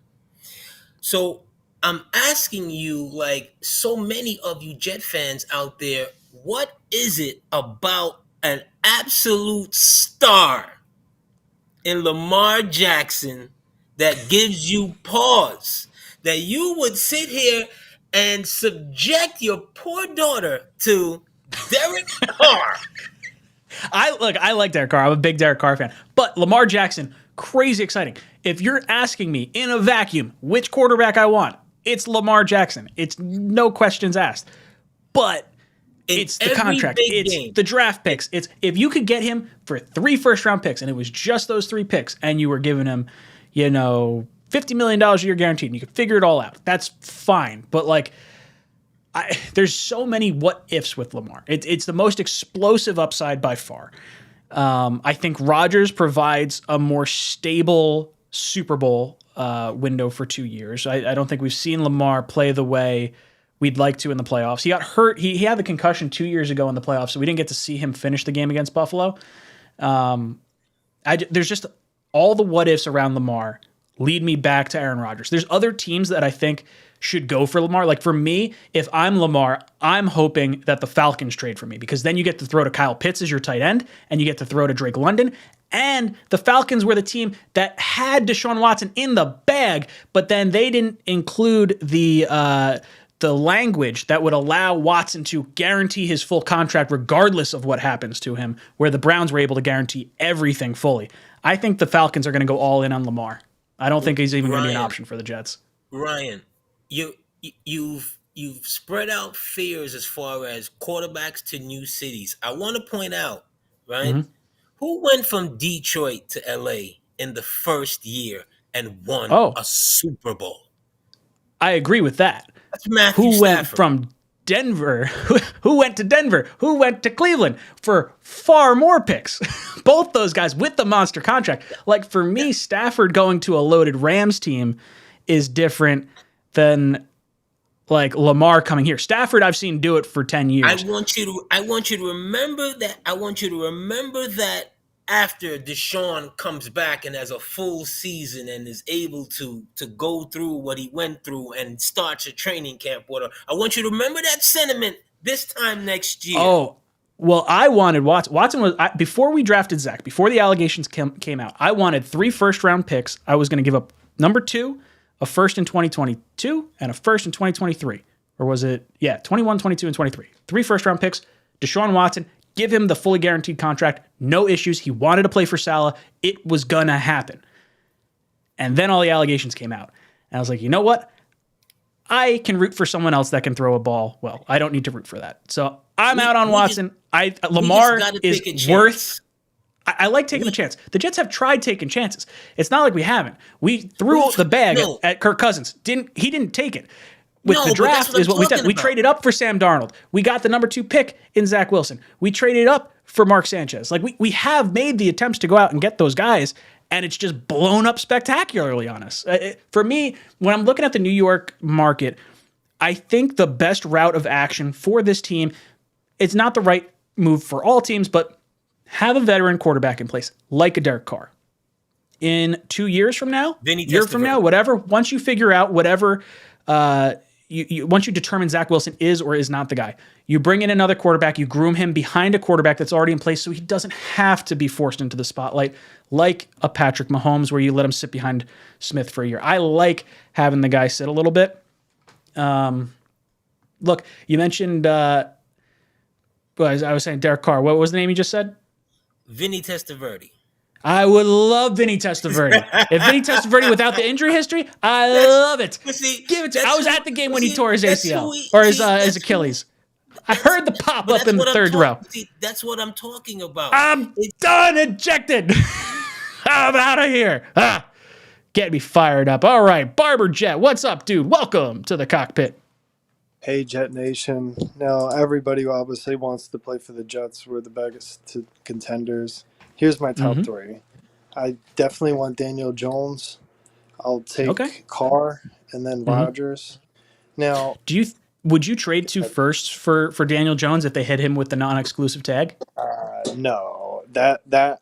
No. Isn't he allowed to be a free agent altogether, free? He is, depending on what the Giants do. The Giants are going to have the franchise tag at their disposal, so you have one that you could use on players, and they got to hit either Saquon or they got to hit Daniel Jones. I don't think there's any way Daniel Jones is hitting the open market, but he would jump probably to my number 1 option given the potential for growth, and I think he's probably a lower contract than maybe some other guys. I would give him the same contract I would give Carr, 3 years, fully guaranteed at $100 million. If I was don't know him, if he would take it or not. I wouldn't want to play for the Giants. They didn't want you in the first place. They don't want you now. You go to the other side. I think his thoughts have probably changed. I think he probably felt that way initially, and I think Dable probably. I like what Dable did. So I'm a fan if your guy's underperforming at a position that's a premium position, like a quarterback. Like you're going to have to devote a ton of money to his salary cap in the 5th year option. I would rather him have his back against the wall and have to franchise tag him, which is the price of the top 5 quarterbacks, as opposed to the 5th year option, which is the top 10. So the difference isn't too drastic, but I'd rather have that guy prove he's right and have to pay a premium for him than pay ahead of time and have him kind of take his foot off the gas, if that makes sense. All right. Well, we'll try that option first. If not, Carr is free or whatever we could pay him. He doesn't care about money. Yeah, that's what that's the vibe I kind of get from it. Not that he doesn't care about money, but that I think he wants to win. And I think, like, I've seen Rodgers take money instead of having players around him. Lamar wants the bag. Jimmy Garoppolo, probably in a similar camp to Carr, where I don't think he's going to go for the most money. Right. Yeah, I don't know. I like Carr. Who was your third option? Rodgers. But I'm only given one first round pick. And listen, he has to. I would do the. Yeah. So there's only my so thing many is, I don't teams. know how much leverage Rodgers has to force a trade because he doesn't have a no trade clause, but he could retire and screw the Packers over. He's so not like, gonna does retire. that? Well, I know he's not going to retire, but I think that's his leverage. Like otherwise, the doesn't wanna Packers play. could say, "Who, Rodgers?" Yeah, he doesn't want to play for them. But what's their option? If he wants $60 million and he doesn't have a no They're trade forced to clause, they're just trade like, him. we're playing with you. You're coming. You're back with the Packers. We're trading love. Nobody's gonna do that. They're gonna trade him. I hope so, but I don't want to give up the 2 firsts. I'm with you on that, but I would give up a first and a conditional pick. So I'll give up this year's number 13 overall. And if we make the playoffs, you get the 2024 third round pick. Maybe you get our 2020 third round pick anyway. 2024 second round pick if we make the playoffs, first round pick if we make the Super Bowl, because that'll be pick 32 anyway. So like I don't really care. They also have to eat money. We're not eating $50 million. No, so we wouldn't. If we trade for him, we get we'd exercise his option. So his option just has to be exercised before week 1, and it makes his cap hit a $15 million cap hit for this year. So very, very tradable. His cap hit for next year would be about $33 million, and then you'd have to cut him in 2025 because the 2 extra years on his contract are like dummy years for like $20 million, and he's never going to play for those. So you'd wind up in 2025 having like a $40 million dead cap hit. So you'd be tanking 2025 basically. He makes no mistakes. And with the Jets, we need a guy that way. Who, Rodgers? Rodgers. Yeah, I mean, I think he's our best shot at a Super Bowl. Mistakes. Yeah, I do too. Yeah, Carr's definitely a lesser option than Rodgers, but there's a little bit of mystery with Carr. How does he play with a really good defense? Talk with the Green Bay. It's a must talk. Oh, well, the nice thing is Robert Sala's best man is the head coach over there. Love it. I know. Brother, thank you so much for the call. You've been ejected from the cockpit. All right, we got Juan. Juan, give me just 1 second. I just noticed a super chat pop up. Let me just throw that up on the screen, and then we'll get to your call in just uno momento. James says, Dave Canales from Seattle made Geno look good. Yeah, I guess I could see Zach playing in a similar-ish style offense to Geno. Kind of moving around a little bit, getting out in space. Sure. I don't know much about him, though. So I can't speak intelligently about it, unfortunately. All right. Back to the call. Juan, what's up, brother? Welcome to the cockpit. How you doing, Ryan? I am hanging in there. How are you feeling tonight? Good. It's just thinking about everybody calling in. It's going to be a very interesting offseason. Because I'm looking forward to it. It's exciting. But not even that. Before even the playoffs start, I did not think so many teams would need a quarterback or have question marks at quarterback. So there's even teams we will think that have a quarterback but try to get an upgrade, things like that. But I would say my top 3 guys, one will have to be Carr because, I believe you, that they're going to release him probably right after the Super Bowl, that Monday or Tuesday. I would say Lamar. I don't think he's going to be as expensive as people think because a lot of people are not putting any weight on that tweet he put about, he wants to protect his knee, things like that. So I think he's been rubbed the wrong way by the Ravens. So I think they're just going to try to get what they can because you see the last few high players they had, they just trade away. Brown, first round pick. Orlando, first round pick. Just to get some type of capital for them. And the third person will be Rodgers, but I don't want to give up 2 first round picks for him. I do have a super team to get him, but I don't think. I think my solution that I sort of formulated while we were talking here tonight was the first round pick this year and a third round pick next year that becomes a first round pick if we make the Super Bowl. So it's second if we make the playoffs. So you give up a first and a second for Rodgers. Or maybe you get that extra pick if he's on the roster the following year. I don't know. It's I like one first. I don't want to give up two. I really don't. And then plus we have questions at tackle. Do you really want an old man running back there, running for his life? I don't see it. We still need help on the line. And Rodgers is he's not that mobile like he used to be. But if he trusts Bakhtiari, the tackle that he wants to bring from Green Bay, then at least that sort of puts a plug in the offensive line for a year, maybe two. I think it at least saves you from needing to draft a quarterback. Well, actually, or not, you wouldn't even have the number 13 pick. I didn't even mean quarterback, a tackle. Yeah. Yeah, and then another thing, if he's really trying to get a ring, the AFC got way too many top quarterbacks on this side. So it's a much harder road for him to get there. You talking Rodgers? Yeah, to come to the AFC, you got Patrick Mahomes, you got... But do you think the Packers would trade him in conference? Like, he may have to come to the AFC. No, I think there's one sleeper team. It's a long shot. I think the Cowboys are going to go for him. Trade Zach in the first-round picks. The money kind of somewhat matches. Interesting. And Jerry Jones is very crazy, and he probably will do something like that. So Dak's contract, I don't think you can move it. It's such a huge deal. Dak would have to like waive a ton of money. His cap hit next year is $59 million, and if he gets traded, it's a $58 million cap hit. So they lose an extra $10 million just for trading Dak this year. Yeah, but have you ever Jerry Jones being cheap? No, but I don't know if he can field a team because I think you have Pollard got hurt. I don't remember what happened to him yesterday, but then Zeke may wind up getting cut too. It's interesting. Cowboys are an interesting team.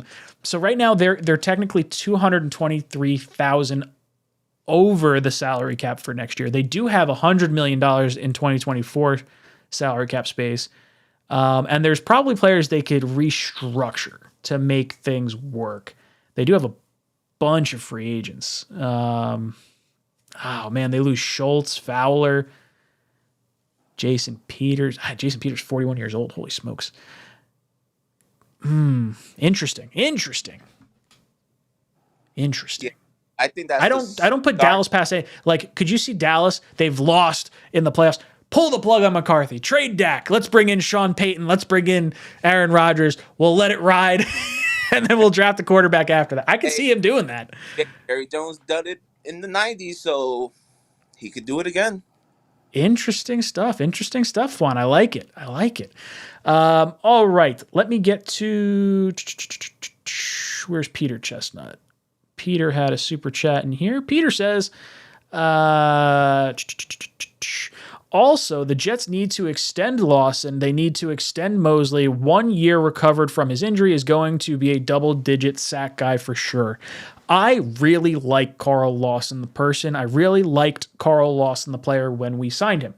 I still like Carl Lawson, but I don't think we should hold on to him. I think for $15 million a year, unless he's willing to like really take a lot less money, I would much rather see Jermaine Johnson, Michael Clemens, Bryce Huff get those reps, and John Franklin Myers. Like those four are who I would prefer to see out on the field. I think Lawson's kind of limiting some of the reps for some of the younger guys. Look, it just didn't work out. Injury happened. I like him. Just didn't work out. Mosley, on the other hand, I would restructure Mosley. I don't want to see him cut.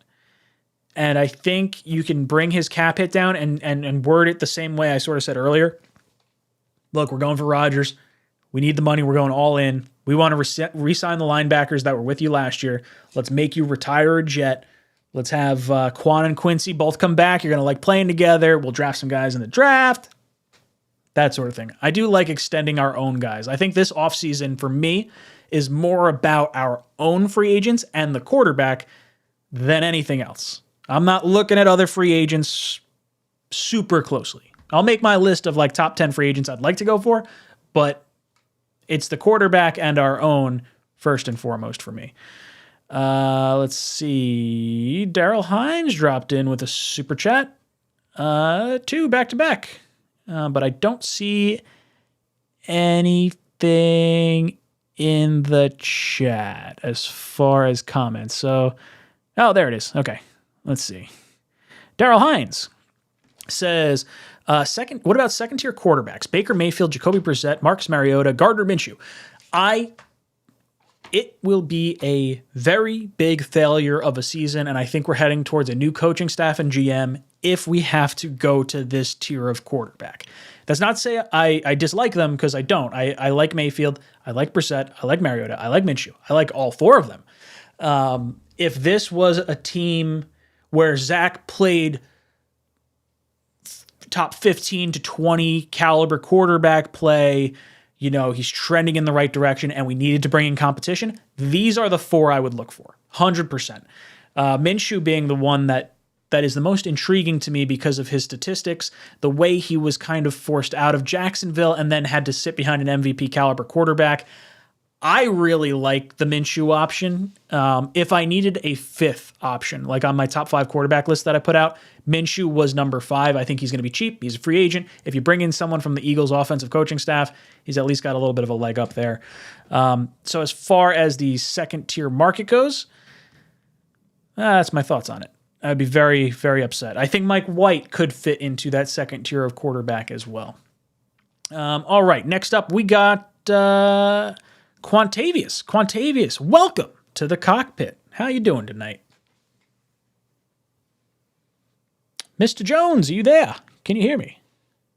It says you have yourself muted. Hello. Hello, what's up? Welcome to the Cockpit.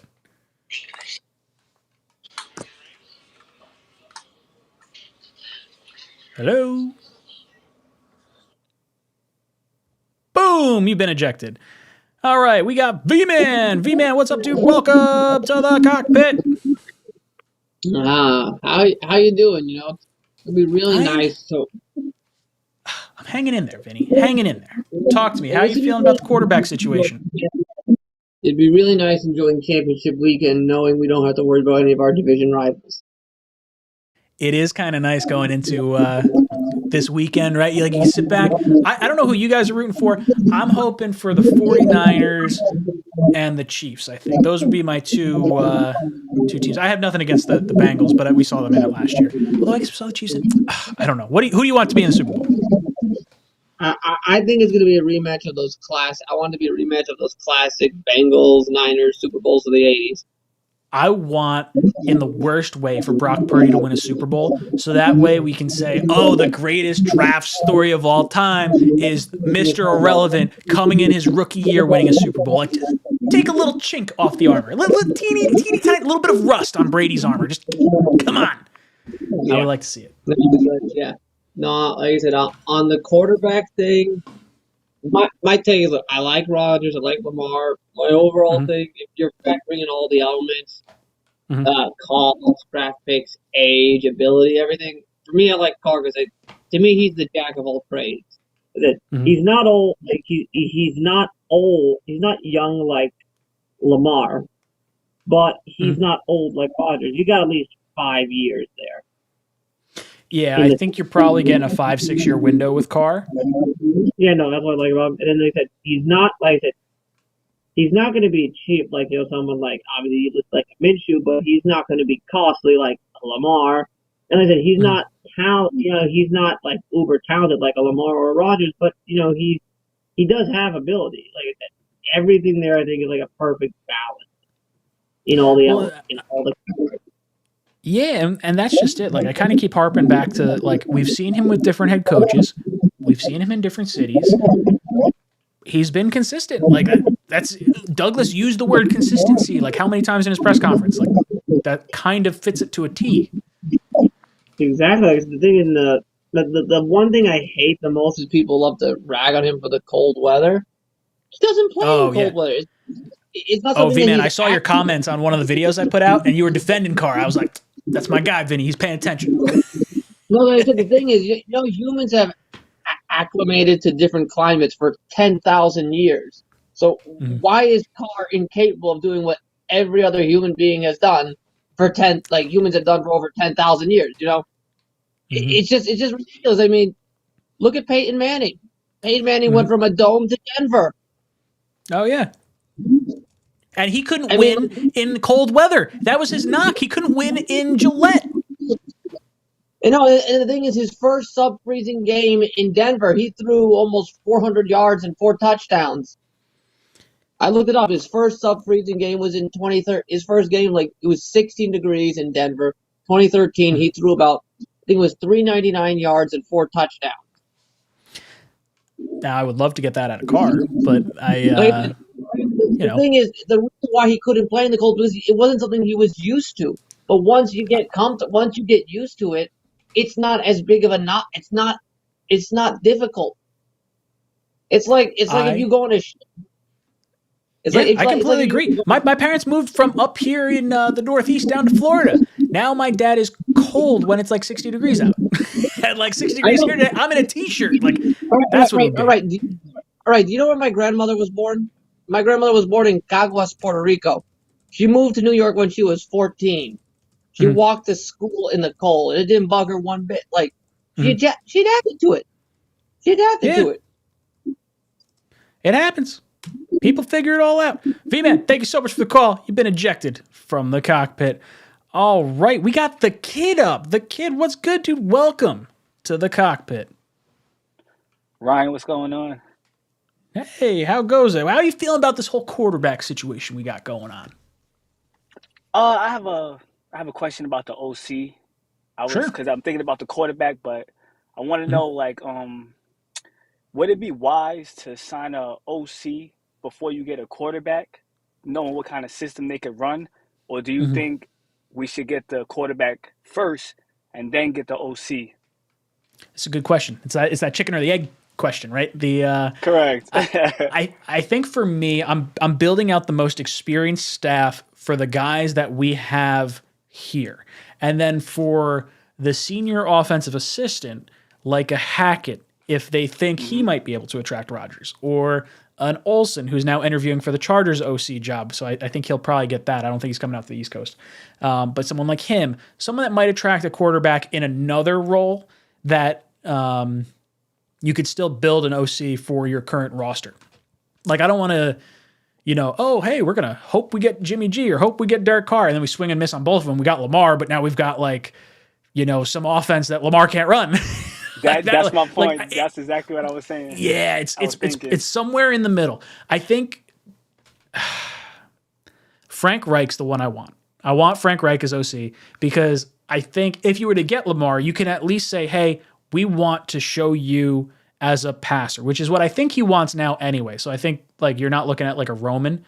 So for me, Reich would be the ultimate OC if you can get him, if he doesn't get the head coaching job.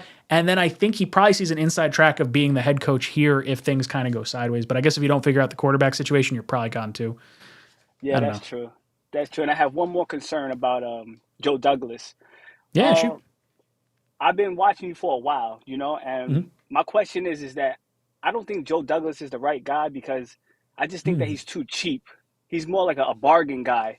I remember when you put the video out and you was talking about Joe Tooney, and then we get, Thomason. You talking about Davis, and we were supposed to get Allen Robinson. You talking about Marcus Williams, and we get Whitehead. You know what I'm saying? He's just more of a bargain type of guy, and I don't like that. Like, when are you really going to get, we had a lot of money, and he keeps making these small, like DJ Reed was a great signing, but he still was a bargain guy. You know what I'm saying? Like, when are we really going to get that, So it's frustrating it's frustrating to see that as a fan watching free agency, especially since we got to see Le'Veon Bell, Tremaine Johnson, CJ Mosley. Like, a lot of times when you spend the big money, it doesn't work out for you the same way. Because I sort of mentioned with Carr, where you've seen him in different cities with different head coaches.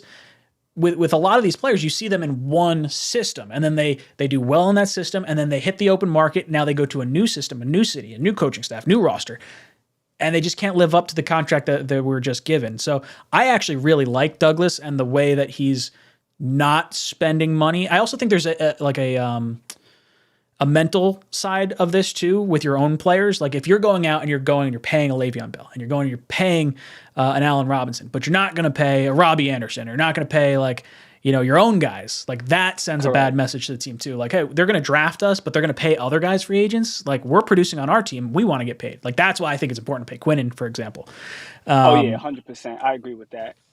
So one other thing on Douglas for me, and I understand the free agency stuff. I can even understand to an extent the draft stuff. Like if people are upset about Zach and Mims and Becton and that, like, okay, correct. I still think he has a 70% hit rate in the first 2 rounds when you factor those 3 guys as busts. And that's not even like taking into account that they might actually not be busts and they might be okay. That's true.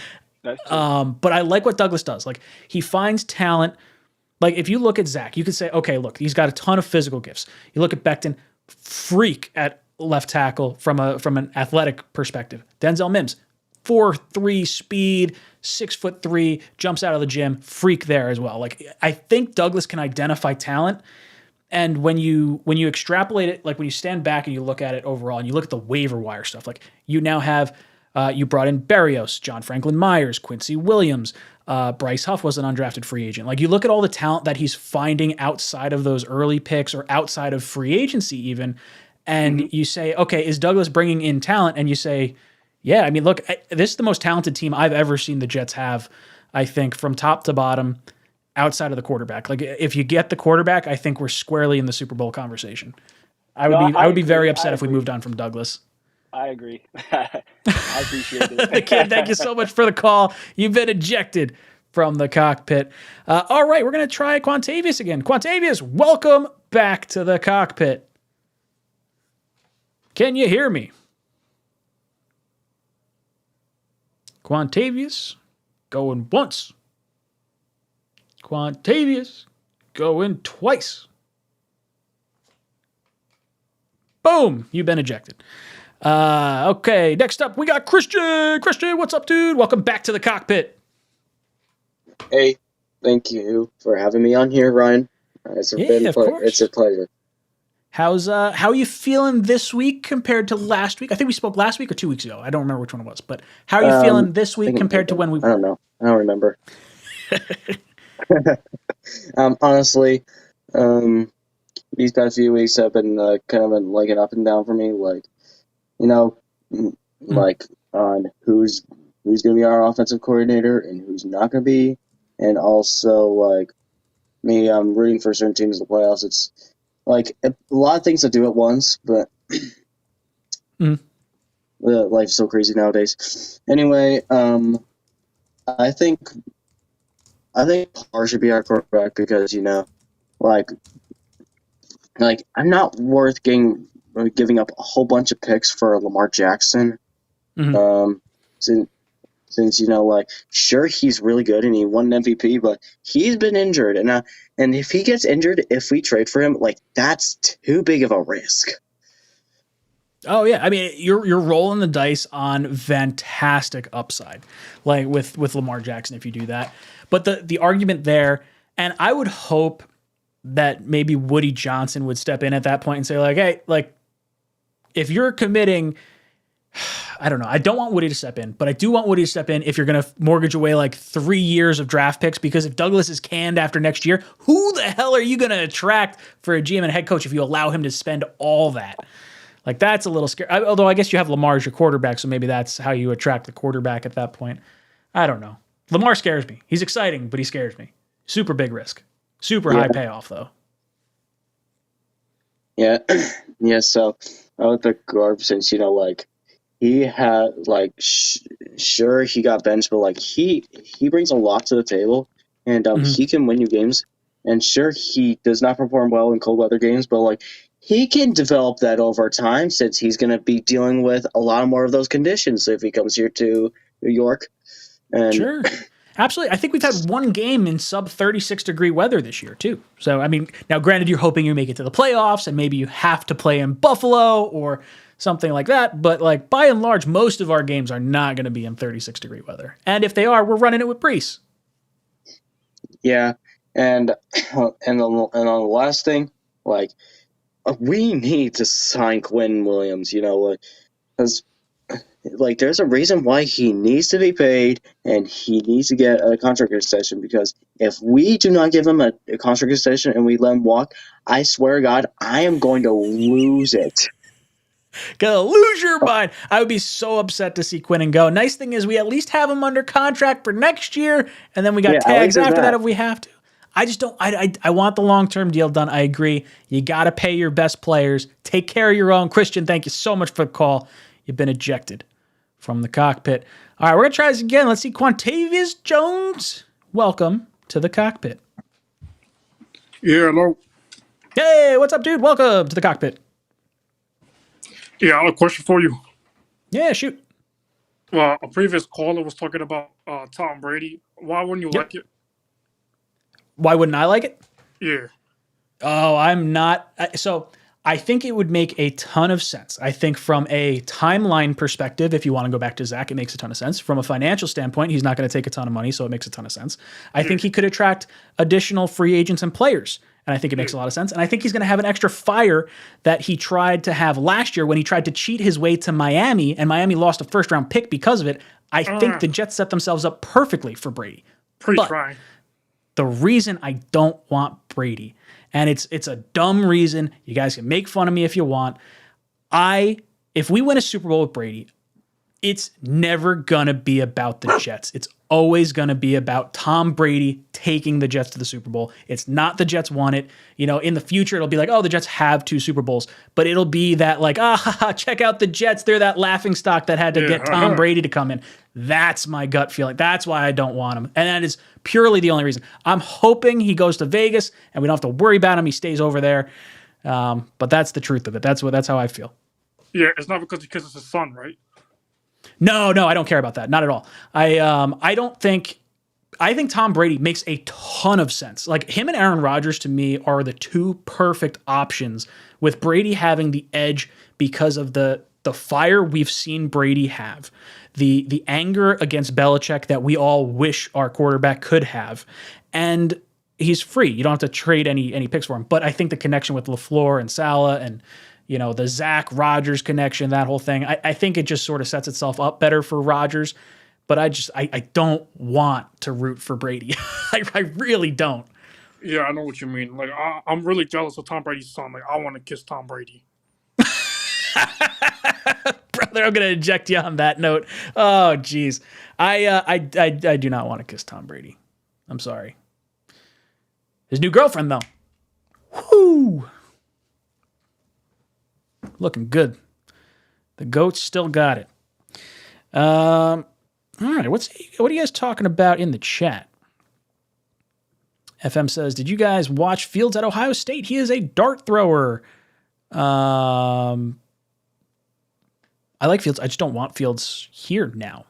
Like, that's done. If we drafted him last draft or 2 drafts ago, sure. Why not?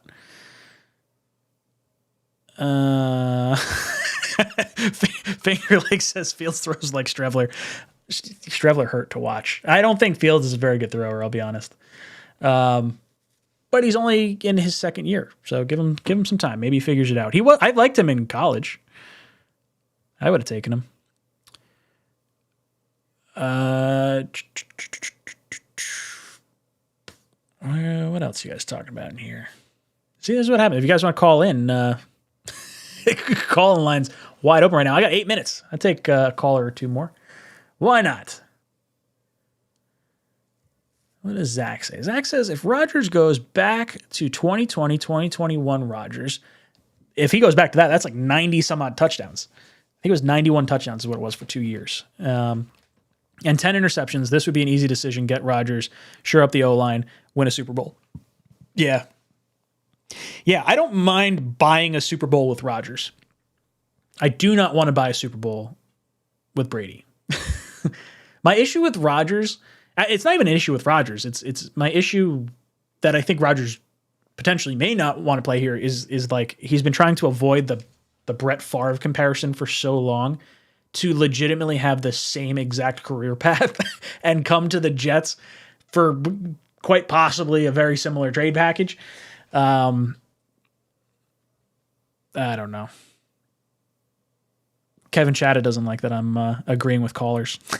I agree with callers because, look, I understand where people come from. I am a very, very understanding individual. Kevin also feels like he wants to get drunk. says, take a shot every time Ryan agrees with a caller. That's the trick. You agree with everyone. I don't want to totally rag on people. If someone comes up with a total batshit take, I got you. I'll go off. But by and large, I don't think we got that today. I think there's legitimate conversation to be had for any one of these quarterbacks.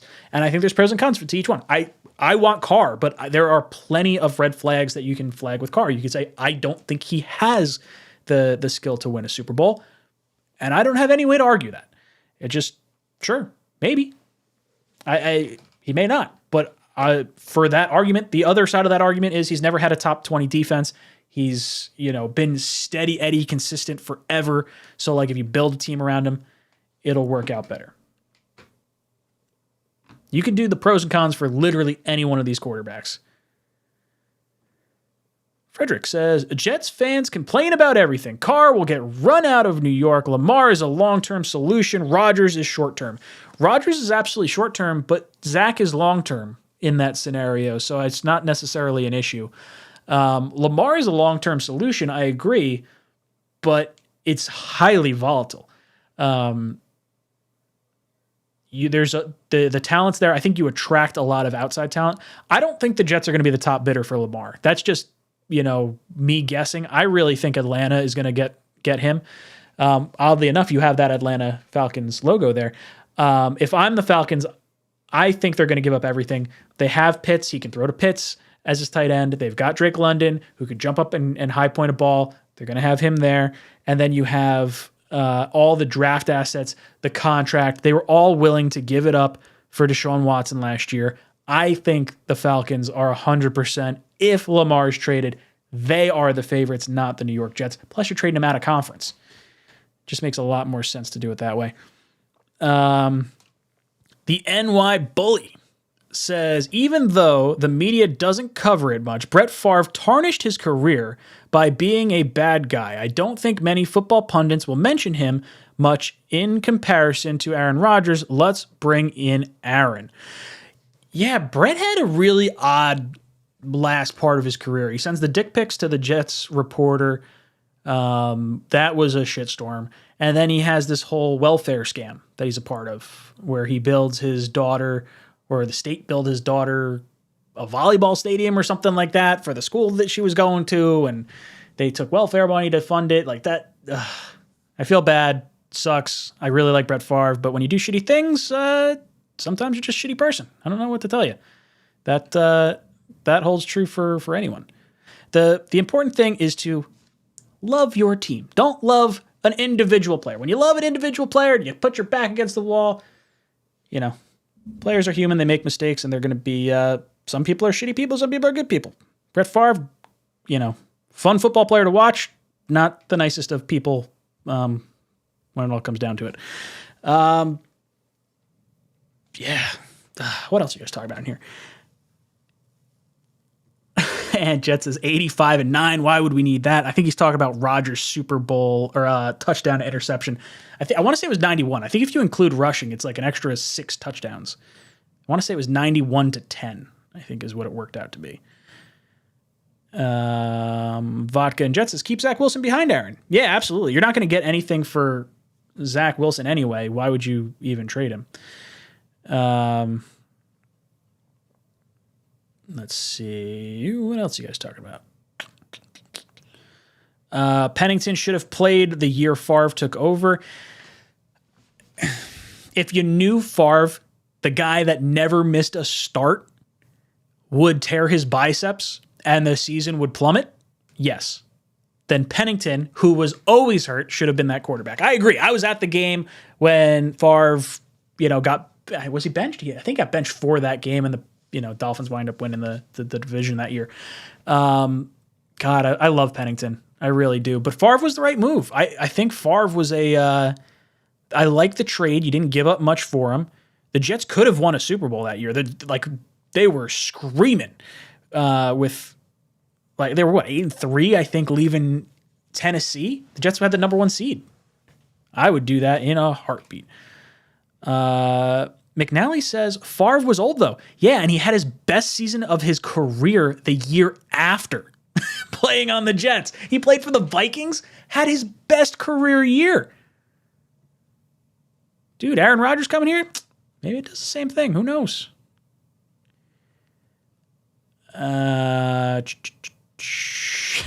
Ronald Perry. Brett is who we thought he was.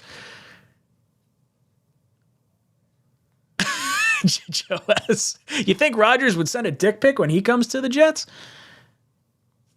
Sure. Why not? Unsolicited dick pics. That's never a good thing. If you're ever thinking about doing that, think again. She doesn't want it. All right.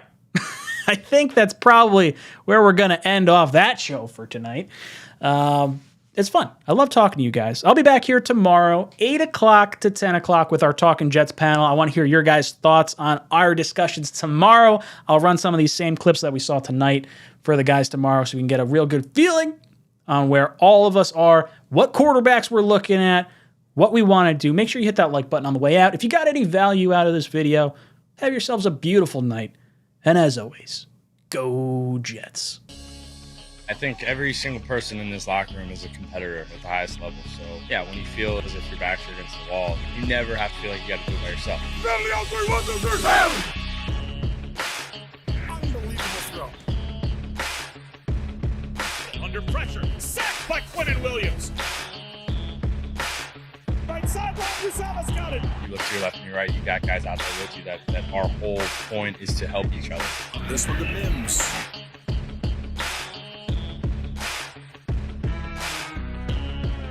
That's Corey Davis climbing the ladder. To be able to go out and lead these guys, just to know how hard these guys work and how important it is to them, and then you get that chance to lead them. Everything that happened that needed to happen for us, it almost felt like kind of like a sign, like get like a second chance almost. Gets extra pushes, running left. Maybe a little extra life to breathe in the locker room. Touchdown Jets.